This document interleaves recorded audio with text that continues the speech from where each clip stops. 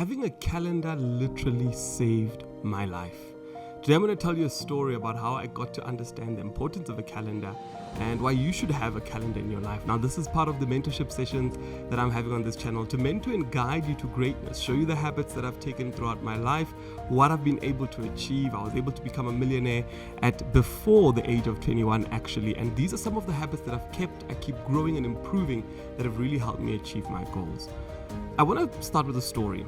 There was a time where, back in the day, where everybody said, if you're serious, it was sort of like a joke, people were saying, if you want to meet a serious person or a teacher or a doctor or a lawyer, that they always have a calendar, always a book of some sorts, a calendar where they write stuff or where they make notes, and if somebody's not serious in life, they don't have that. And the diary industry was a multi-billion-dollar industry where every year people printed out diaries. But have you ever thought and asked yourself, why did people keep buying these diaries? Every year, 1999, 2000, 2020, every single year there's a diary being released and people are purchasing these diaries. I got to understand when my mom taught me to say, have a notepad whenever you go to church and event, take down notes. But that's where it really started. But where it really changed for me was when I read a scripture in the Bible that says, teach us to number our days so that we may be wise. And when I read that scripture, I thought, this scripture doesn't make sense. How do you number your day so that you can be wise? So if you don't number your day, you're not going to be wise. And I had a big issue with that scripture because for me it meant, is the Bible saying that only people that number their days are wise and people that don't are not? What is it actually saying? And I've got to understand that it's actually true. If you don't number your days, you won't be able to grow in your wisdom as you should. There's a lot of people that spend their lives wasting it. And when they look back, when they reflect, they're doing so from an emotional point of view.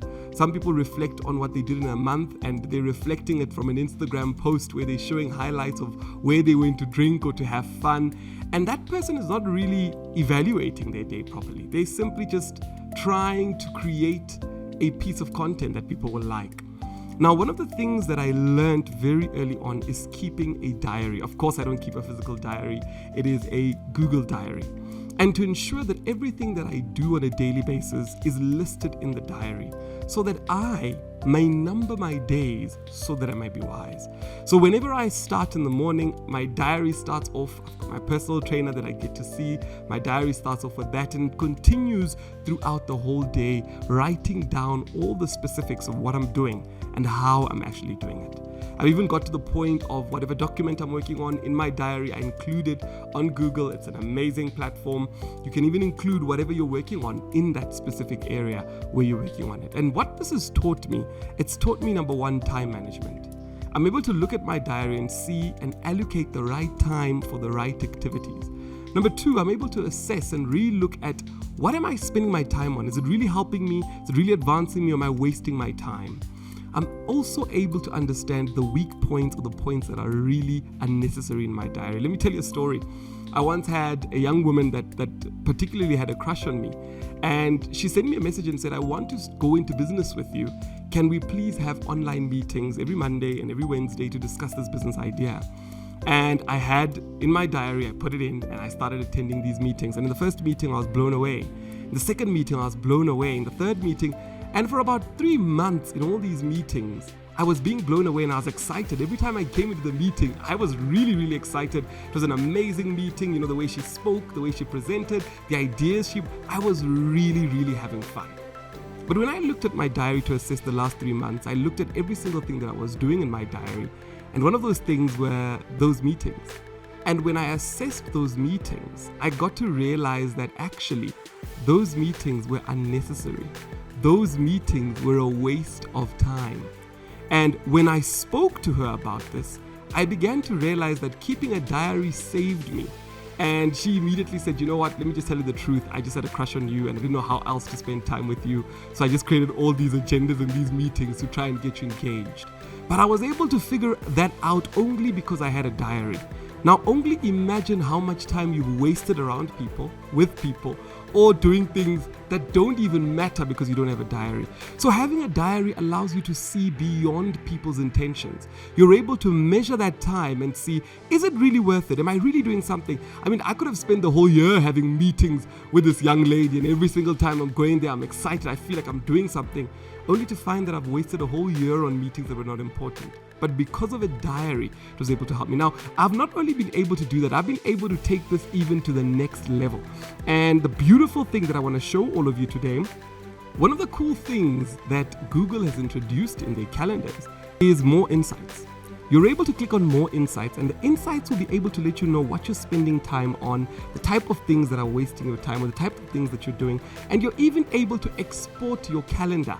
Put it on a AI platform. You can put it on ChatGPT or on Gemini, and it's able to let you know, and here's Gemini, it's able to let you know exactly what you're getting wrong or what you're doing when it comes to a specific calendar.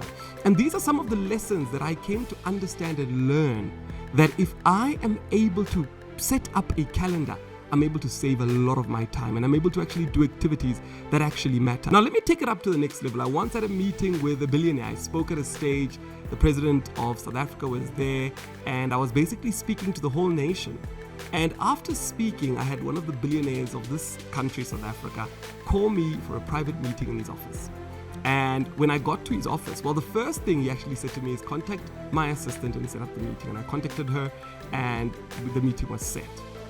And after the meeting was set, I got to his office, and when I got there, I got into the meeting and we sat down, we were chatting. It was a very lovely meeting. I'm meeting one of the billionaires in South Africa. He owns massive buildings. He's got a portfolio of over $1 billion, and he's really successful. We're having a great time, reflecting. Where did you study? He's asking me questions.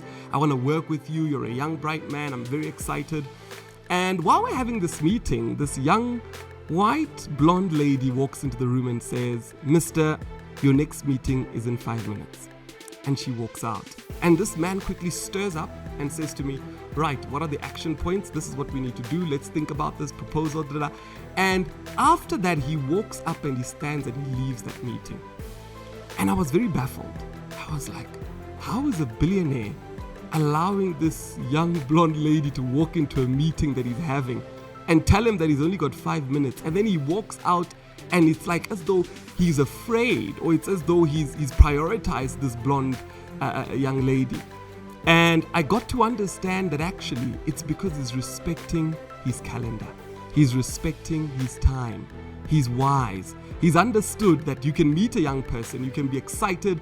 We could have spoken for many hours because he was reflecting on his journey. I'm telling him about my journey, what I'm working on. We could have probably spent 4 hours talking.